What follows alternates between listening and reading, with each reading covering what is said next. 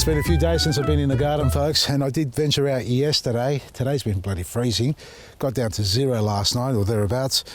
So I really didn't do much today because it was too cold, and it's actually warmer now in the afternoon than it was earlier on today. But I thought I'd come out and just show you what I've done so far. Not a hell of a lot, but still maybe a lot for some.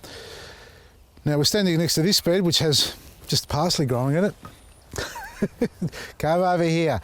That's not the one we're talking about. All right, so this bed here, we had our spring summer crop, and you see I've left the basil in there. A lot of you may harvest this and just throw it out and collect the seeds aside. But as you know, in my previous episodes or videos that I do, all these wonderful basil seeds that are encased in these little flower heads that have dried up, or pods, well, all these are just going to fall in there and let them germinate. So that's what we're doing here. But what I've done here is I've topped it up because this actually sunk quite low. And part of the topic today is how much do you fill it? Because you can see it was down here, but that's my indicator there, that's my hand. I filled it up to here. So I've put in about 100 mil or 4 inches of toppings on it. So this one needed to be topped up a lot. And I've done cocoa compost, and that's another thing about that, because a lot of inquiries about how to blend it. The way I do it is basically spread my cocoa underneath, cocoa pith, then I put compost on top, and then I use my fingers, if you're not scared to, and I just do the claw sort of pose, and I rake my hands through it. And I may show you just on this one here. Now this one, my darling better half helped me with this one. She came out and gave me a hand, but came out and put the compost first, and then the cocoa on top. So I gave her the task to look after this bed, and I did mention to her, leave this little corner alone because we've got a heap of cos lettuce seeds germinating. Birds have been around scattering, but we haven't top dressed this area here. So you can see this is the bottom of it, and we've only added probably about 5 centimeters or 2 inches. Now we had the compost underneath and the cocoa on top. Why do I blend it? And I find the compost is a beautiful medium and very active with life in it and all, but when you top dress it over the existing beds like that, I think it's better to add a little bit of cocoa for the porosity, so you want it to drain a little bit better, or even hold that moisture better so it doesn't become hydrophobic. And it's not to say that the compost is that, but if we forget to water, and we do that, you know, we miss the days of watering, and one day of high winds or a bit of a sunny break, it dries up pretty quickly, especially when you haven't got the mulch over the top. Now we haven't finished top dressing it, but we've got our compost underneath and our cocoa on top. Now this was watered yesterday, haven't touched it, and it is still super moist, and it's not bonding. There's actually a piece of compost in here that's nice and chunky, a bit of nugget. Now the cocoa, will keep the soil slightly aerated, allowing airflow. It's important that you have the airflow.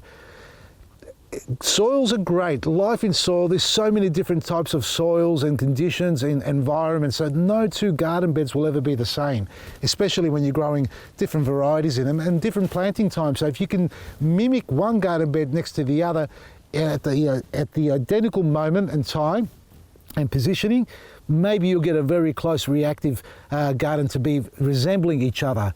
But more times than not, you'll find one garden bed next to the other garden bed will vary slightly, even if the plants are the same, because of the microclimates in the soil, the conditions of the soil, watering, the amount of water you put in it, even the slight difference in amount of sunlight they get. So the compost is great, but we need the airflow, as I mentioned, and the cocoa provides that for us. And when you do water it, and I'm looking for a hose here, let me get the hose and I'll show you what I mean. I know it's hydrated, but you'll see that it doesn't pull up. It should go straight through it because of the cocoa.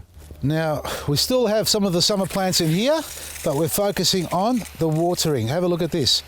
This is cocoa and compost, and look at it. There's no pulling up at all.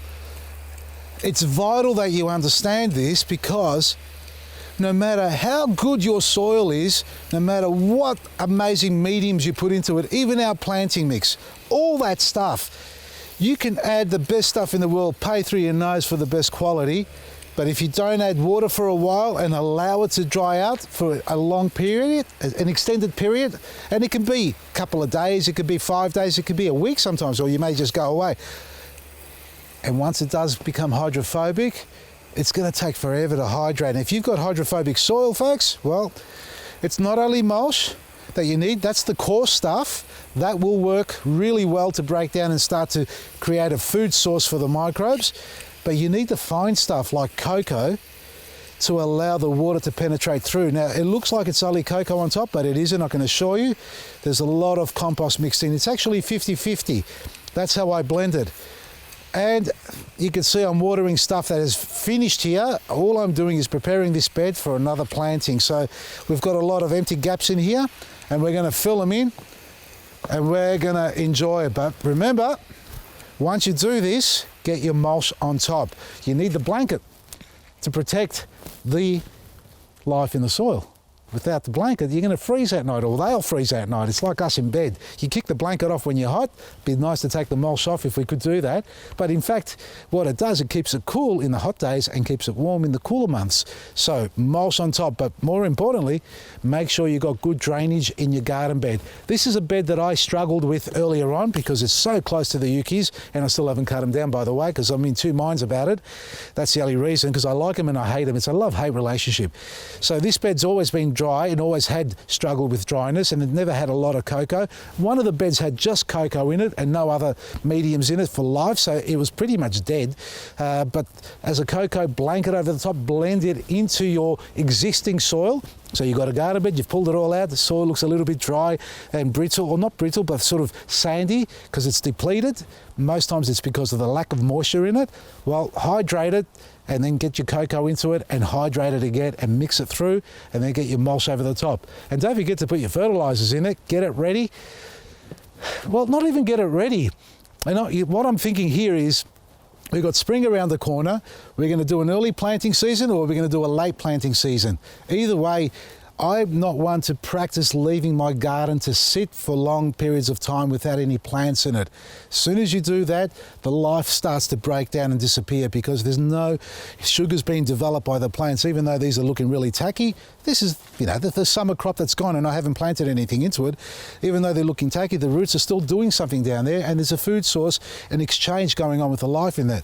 So get your gardens ready, and if you're going to plant something, plant it now. Don't wait for spring, and don't prepare it now and cover it over and wait for spring to plant. Feed it all the time.